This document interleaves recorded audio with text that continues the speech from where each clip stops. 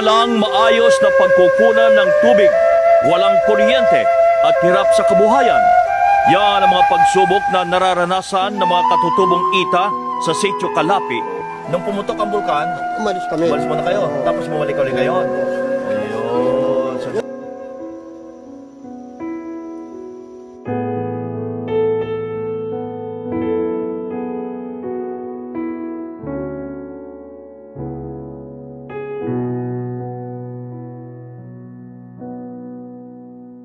Project nga yung bigyan yung water pump para na magamit yung tubig para sa 150 families pala kayo dito, no?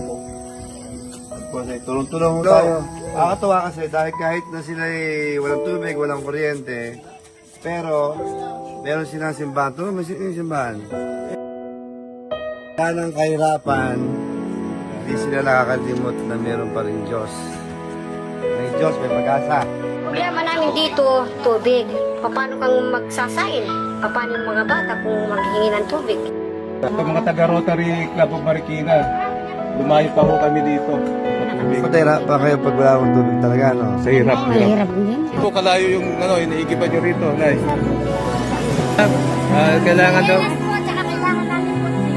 Sinelas, pagkain. Okay, sige. Mga walang sinelas mga bata, oh.